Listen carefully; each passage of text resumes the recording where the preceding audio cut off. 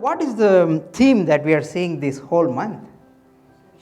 Visions and dreams. It started with our new year and wonderful messages we have been hearing. So, visions and dreams. Okay. So, let's go to the next one. Visions and dreams. Very interesting topic, very close to heart. So, there was one guy, he had a weird dream. So, he went to the doctor and he was like, "Doctor, I have some weird dreams." Doctor asked, "What is the dream?" And he said, "You see the small ants, it will bite me, the small ants, they have soccer match. And every night in my dream, I am seeing soccer match of ants. They do the league matches, they do the next level matches, and they do the quarterfinals. It's really interesting, Lord." So, that's why I'm not able to sleep well. The doctor said, "Oh, I understand the problem. Here is the medicine, go ahead and take it. You can start today." He said, "Oh, don't give me the medicine today, doctor. Today is finals." So, is that the kind of dream we are talking about? No. We've been talking about a different type of dream, different type of vision that we are talking about. Let's see what it is, right? Let's do a pop quiz, right? Let's go to the next slide. The world perspective is the guy who had these ant dreams. These are the type of dreams and visions that the world has, right? So if you look at it, a series of thoughts and images that come into our head when we are sleeping, right? Our brain is trying to do something. And then sometimes people refer to dream as, "Oh, I have a dream of building a house. I have a dream of going to this place," right? That is also something we refer. Look at vision, right? It's like generally people say, "Hey, my vision is affected." In fact, mine is affected. That's why I'm wearing glasses. Some other version of it says it's an ability to think about the plan or a future. Some people will say, "Hey, this is the vision of my company. This is the vision of our organization," right? This is how we hear the definitions all around. Great. Now, what are we trying to look at it? From a few Bible examples, maybe the next slide. If you look at the Bible examples that we were looking at, no, the previous one. If you look at it, Peter had a vision when he was awake, right? And here and there you would also find some mention saying, "vision of the night," mentioned in the Bible here and there. What does it actually mean? Dream, right?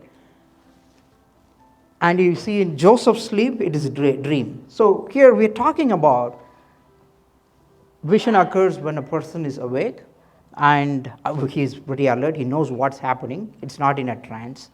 And dream occurs when a person is asleep. Okay, I have a request for all of you.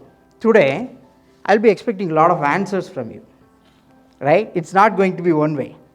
We'll be having a lot of interactions. Okay, let's go to the next one. Yeah, so does dreams and visions come to only select few people, special people? No, see the list. I couldn't have space, so I would have gone on and on. But look at this, right? Abraham, Abimelech, Jacob, Solomon, Joseph, Nebuchadnezzar. So you find people who are on God's side and gifted, and we also see some people, even the guys who were with Joseph in the prison, they had dreams, right? The king had dreams. The three magi, they were coming to see Jesus, right, when he was born. You have a lot of examples. So does this mean only select people with two horns and high qualifications, they are the only ones who can see dreams and visions? No. God can give dreams and visions to anyone. That's good news to us, right? That's good news to us. We can have dreams and visions, right? Let's go to the next one. Yeah. So, okay, God is giving us visions and dreams. Very good. Is it important? All these are recaps from Anna's messages, right? So, is it important? Do you feel dreams and visions from God is important? Why? Why do you feel it is important? Who do you think is the designer of this Pradeep and this, all of us, right? Who is our designer? Who put us here? If there is a vision and dream from him, what else do we need? He's giving us the future picture, or he's giving us the direction sometimes. It could be clarity in a confused state. So we may have some confusions and God may give us some clarity, right? Sometimes it could be we are worried about somebody and God gives us a warning saying, don't go with this person or don't do this.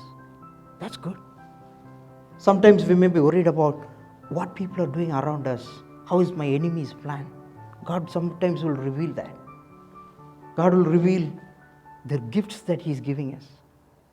These are all different examples in the Bible. Sometimes He will comfort us when we are so confused, so worried. He'll comfort us in our dreams. Sometimes there is deliverance. His deliverance plan, we can find it.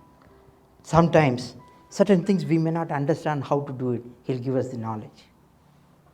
All this God can give us. It's almost like we are the builders and He gives us the blueprint, or He gives us the plan. He gives us saying, this is how you have to build it. Is it not great if we can listen to it and catch it? If not, we will be going to some company, some people, some friends, all around to understand how to build myself, where should I go, what should I do? Is that a good idea to knock around every door or wait for God's vision and dream for us? Are we convinced that it is important? Yes. Okay. Now let's see a series of important, let's go to the next one. Yes, it is important to us. Let's go to the next one. Yes. A child is born. Child, first time when it walks. Is that not an important event? Life is full of important events, right? Graduation. The first time we meet our partner and propose. A beautiful scenery. Last week we went to Galveston. Beautiful. The moment we see a beautiful scenery, an important occasion, a meeting with friends, we meet our friend after 20 years, let's say. Sometimes it's a loss in the family. Sometimes a great achievement. I got the degree, I got the job. Every important event in our life, what comes to your mind? You tell me. Immediate first thing that comes to your mind. You're in the train, you're passing through a tunnel, you're coming out of the tunnel, you see a beautiful scenery. What comes to your mind immediately? Take something from here and then click.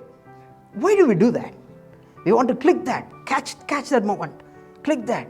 We want to catch that moment, we want to record that, we want to click that, right? Click that picture, click that. Right now there is a camera doing that for me, right? We don't want to lose that, we want to catch it, we want to click that. And that is the formula that I want to give it to you today. Let's say God gives us visions and dreams. I want you to immediately take your camera and click. Not literally. Use this technique or use this suggestion. So I want to give you a small formula which you can use when God gives you visions and dreams. And that's my focus today. All good? So let's go in. So what's the first one? C. Catch the dream. So simple. Catch the dream. So let's look at what it is. One click. Yeah. So sometimes you have seen this happen in your homes, right? I don't know about you guys, but your wife may suddenly get up in the morning and be very grumpy. She'll be very upset with you. Sorry, Tenmuli. Because of some mistake you did in the dream. At least the wife was able to catch the dream. Sometimes when we get up, immediately we focus on something else, we lose the dream. Have you experienced it? You have some kind of dream, you get up, and what is that first thing many people do? The moment they get up from the bed, or even lying in the bed, mind immediately goes there. For some of the moms, it's 7:45, I have to get the kids. What breakfast to do? Oh, did he get up? Son, oh, he's still sleeping.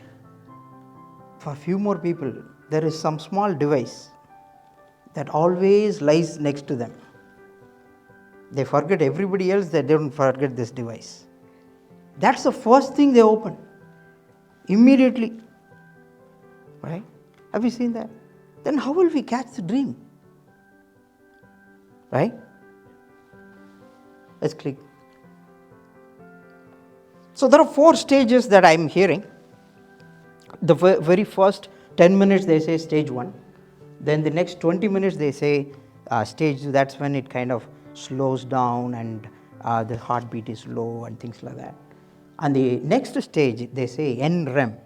So this particular stage they say is the time the body is kind of getting kind of really low heartbeat and things like that. It's kind of cooling down. And there is a 4th stage which is called REM. That's the state where we get dreams. That's how science says it. For many of us, we never get to this stage at all. Half of the night goes in Netflix or some other streaming, right? Or for some of us, it goes in some meetings. Where will you get this REM? There is no REM. By the time morning we will get up, right? Have you seen that?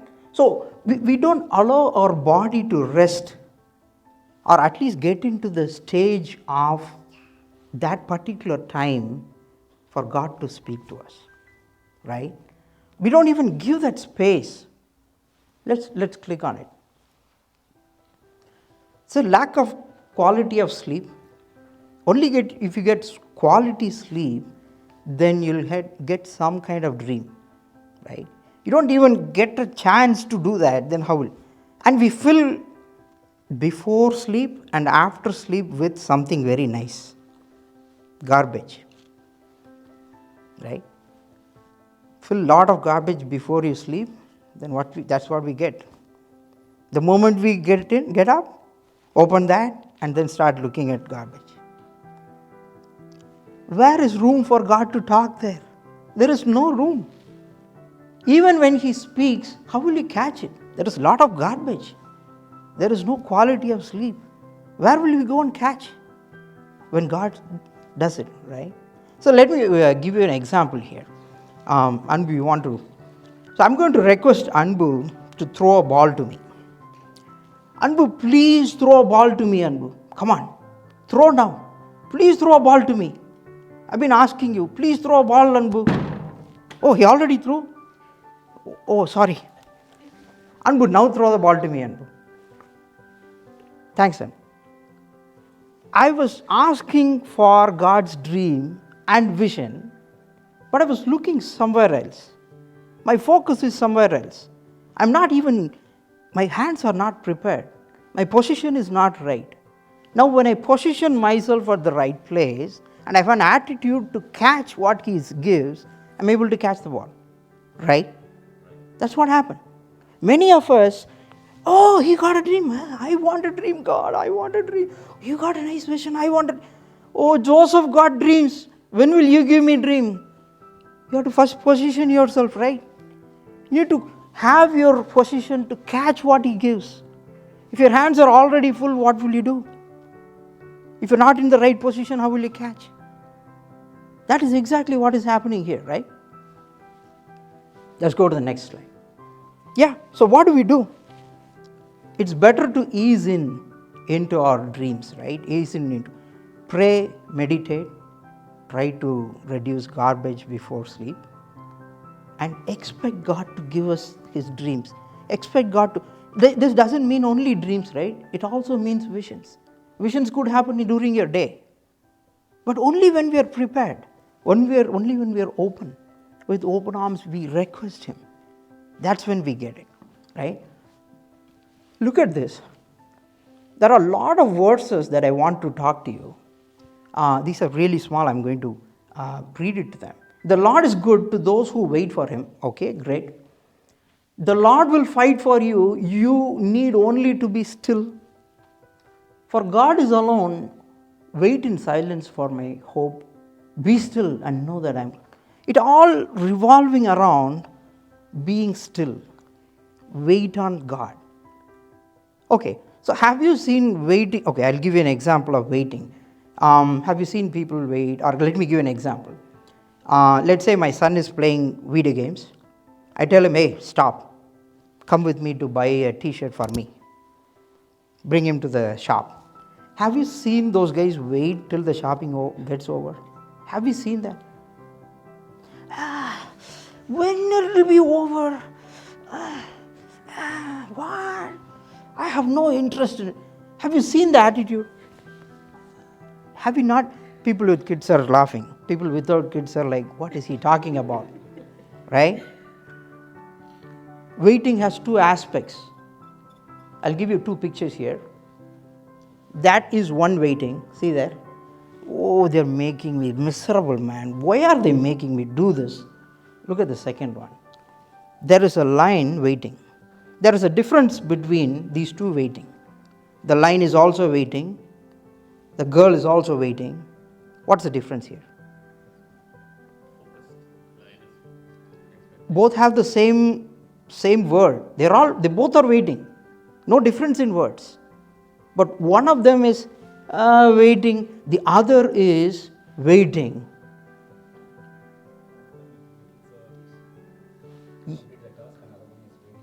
Yes, exactly. When you see this, have you seen the ears of those tigers or those lions when they are waiting? Somewhere some small noise, immediately it will be like. That is the kind of waiting God is asking us to. Waiting is not like, waiting, what is happening? The waiting He is looking for is like, when will He give me? How? I'm ready to go, God. I'm ready to go. Give me, Lord. I'm ready to even listen to that smallest voice, right? That's the waiting. The second type of waiting is what God is looking for. If we really want to catch His dreams, if we really want to catch His visions, right? We have the attitude of this girl when we are waiting. We are not going to get it. We are not going to catch it. If you really want to catch God's vision and God's dream, which is very important for our lives, we better wait like this lion. Let's move on to the next one. Let's look what Habakkuk is saying. He's giving us an idea. It's very difficult to do this in these days, but for the people who are doing it, it's working great. What is he saying? Then God gave him his voice. And what is Habakkuk saying? Then the Lord replied, write down the revelation. Write down the revelation. And make it plain on tablets. God already knew there will be tablets now. Right? I don't know, you'll do iPad or iPhone or Note or whatever it is. When you get up, when you hear God's voice, write it down. Because there are a lot of other thoughts who are ready to immediately catch your attention. There are kids getting ready to school. There is your office work. There are people already sending emails to you. There is a news channel running. Whatever it may be, they are all ready to catch you. Better you write it down. Record it. Immediately record it. Right? Let's go to the next one. That is C for you, which is catch. So, I would request you, please catch the dream, don't cancel it. Sometimes we have a dream, after 10 minutes you're like, what was the dream? I forgot it. Because our mind is dumped with a lot of other things, right? We lose it. So next slide. Next is link. You have a dream now, you are able to catch it. Now I want you to link that to something. Link that dream. Let's see what that is. Can we try to link that and see, is this for my own mind? Sometimes, see here, what Isaiah is saying, it's very interesting. Isaiah 29:8. When a hungry person dreams of eating, but awakens hungry still. Right? A thirsty person dreams of drinking, but awakens. So basically, there could be some memories, there could be some repressed thoughts, There could be some fears, something that is inside us that could also bring dreams. It's always good to link the dream that we get or the vision that we get with, is it coming from my own mind? Let's go to the next one. Is it coming from my enemy? Enemy could be a person, or it could be the actual enemy through him, right? Deuteronomy 13, 1-5, it's a long portion. Jeremiah 23, 32. Indeed, I am against those who prophesy false dreams. So there could be people who will have false dreams, or they can interpret false things for you. And Anna covered that in his message. So, is it from the enemy? Let's go to the next one. Or is it from God? There is a certain yardstick of understanding it. And in fact, last week's message was talking about interpretation, right? So let's see. It points to God, right? God's dreams and visions always points things to him. It always aligns with God's truth. It never goes against it. It always aligns with God's word, never goes against it. Sometimes it could be supernatural signs. Sometimes it could be conversation. Sometimes it could be vision, right? So let's move on to the next one. So I wanted to link. So we caught the dream. Now we are trying to link it to see, it's like theory of elimination, right? You try to see if it is from my mind, remove it. That's not from God. If it is from my enemies, that's not from God, right? Don't link it. Link it, but don't lock it. Let's go to the next one.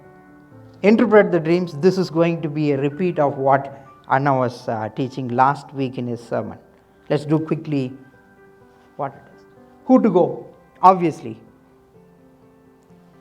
Genesis 48, and they said unto him, we have dreamed a dream. This is the same verse. The two guys who were in the prison with Joseph, right? What was the reply Joseph gave to them? You remember the last line? Do not interpretations belong to God? Interpretation belongs to God. So if we want to understand the dream or the vision that God has given, the interpretation belongs to God, right? And the last one was very interesting in the previous slide. Not by wisdom of the interpreter. So if somebody is interpreting, doesn't mean it's not from their wisdom, it's from God. He is the source. Let's go to the next slide. Don't compare. Same point that last week Anna did. Don't compare your vision and dream to others. God may have given something else to them. He has a special message for you. He has a special vision for you. Don't compare that with others, right? So there was a girlfriend, and this girlfriend came to, she was waiting for the guy to propose her for a very long time. He's not proposing at all. She wanted to give a hint. So she came to him and said, hey, I had a dream. And in that dream, there was a beautiful diamond ring. And you were giving it to me. I don't know. And he said, hey, what does it mean? She said, I don't know. You'll have to figure it out. My birthday is coming day after tomorrow. And then she went away. She was eagerly waiting. I think this guy got the hint. After 2 days in the birthday party, in front of all friends and family, this guy took out a gift and he gave. It was a book, says how to interpret dreams. We go to others for interpreting our dreams, and they may have their own versions, they may have their own visions, they may have their own experiences. That's not ours. Our God can help us. Only thing we need to do is pray and ask. Interpret, don't confuse. Please don't confuse, especially with others' dreams and visions. Let's go to the next one. Cultivate your dream. So what is this cultivate? Farmers do farming, right? Let's take example of farming. Let's go. Yeah. So let's take the example of a farmer. They cultivate crops. Okay. How do they cultivate crops? They what are some of the things they do? They basically test the soil, enrich the soil, plant the seed. They protect it with some compound and some electric fences from others, and they water it, they give everything, right? There's a huge list here, right? And do they do like every Christmas, every New Year, just once? No, they have to keep looking at it daily. They put in effort daily. It's theirs. And sometimes I've seen my wife does that.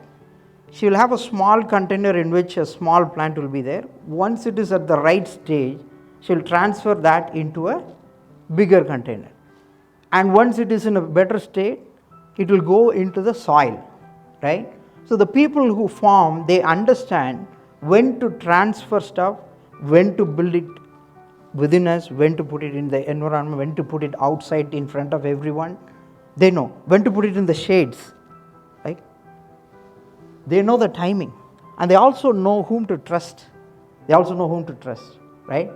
If you look at how they do farming, it's very interesting. Now, let's take an example from, if you click, Paul. Originally he was Saul, and what was he trying to do to Christians? He was persecuting them. He was killing them, right? On the way to a certain city. What was the city? Damascus. What happened to him? His vision, he lost it. And if somebody has Bible, let's go to Acts 9. I want you to read from verse 7 to 12.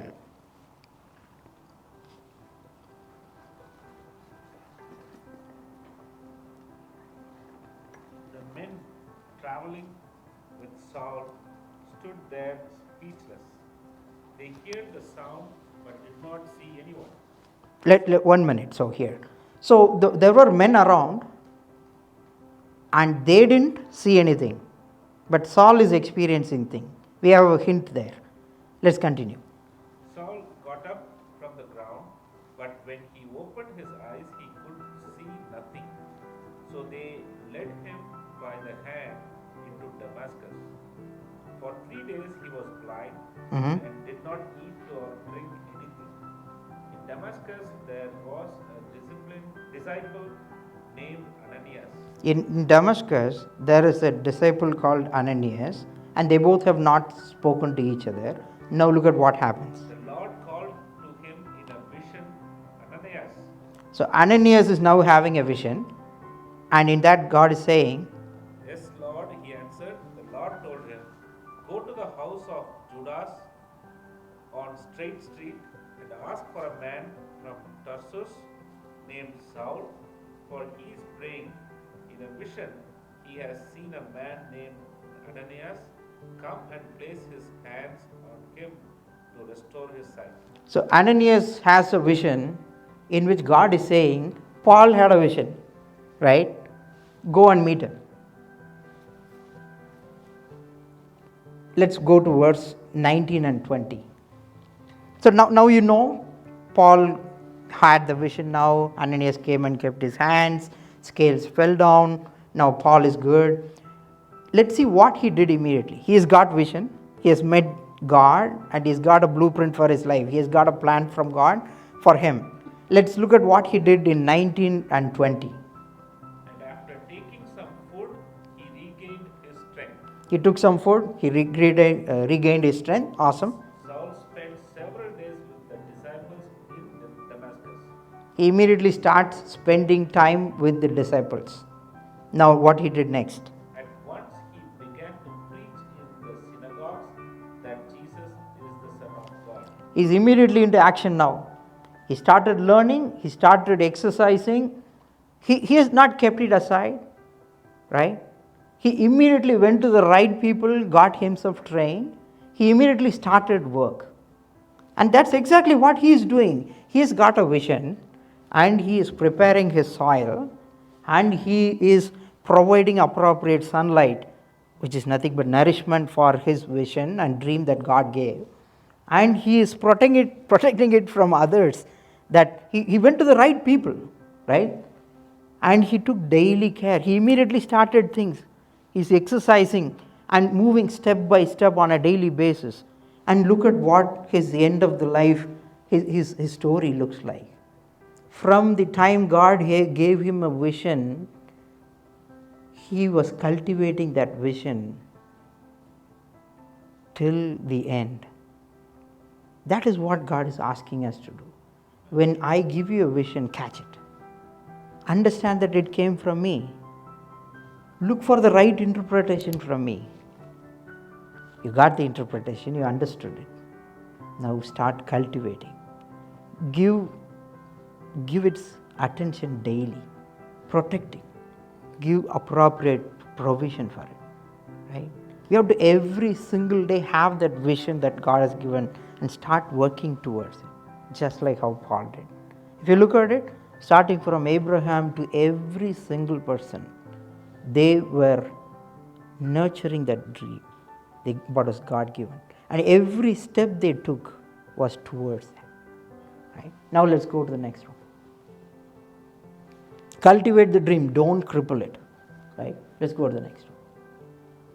The last and final one is all the dreams and visions God gave, it's all kingdom of God focused. It was all pointing always to God's plan, always for God's glory. Let's look at some examples. I have a huge list. If you want to think about each of these persons, God gave a revelation or a vision or a dream, but everything at the end was pointing towards God's glory, His plan. It was always for the enlargement of God's kingdom. It was always for God's glory. He may have given the dream to, let's say, Nebuchadnezzar, or he may have given the dream to the three Magi, or anyone, but end result is always pointing to God's glory, His kingdom, His plan. It's always pointing there. So, that's our call today as well. When God gives us a vision, and it's His vision and dream, it's for His glory. Because we are able to interpret, because we were able to cultivate and see some results, doesn't mean it is for us. It is for God's glory. That focus should never be out. Now let's try to conclude. The summary is, God's vision and dreams are important. Yes, it is important. It's like the plan given to a builder. We are the builders. He's giving us the plan. And it's always good to get the plan from God and build it. God may give it to anyone, which is good news. He can give me. He can give you. All that we need to do is ask. Asking has a mechanism, like the lion waiting. We need to wait at His feet and get it, not wait and get it, right? It's a difference in the attitude and the position and the posture. When God gives it, okay, He gave it to us. What do? Let's go to the next slide. We click. Just like the beautiful scenery, clicked. Just like the first time the daughter walked, clicked. Just the very first time we proposed to our girlfriend or whatever, clicked. Everything we clicked, now Benjamin is clicking. So everything clicked. When God gives our vision and dream, we click. We immediately catch it. We link it. We don't lock it. We interpret it. We don't confuse ourselves and others. We cultivate it. We don't cripple it. And finally, it's for God's kingdom, not the kingdom of the world, or not for us.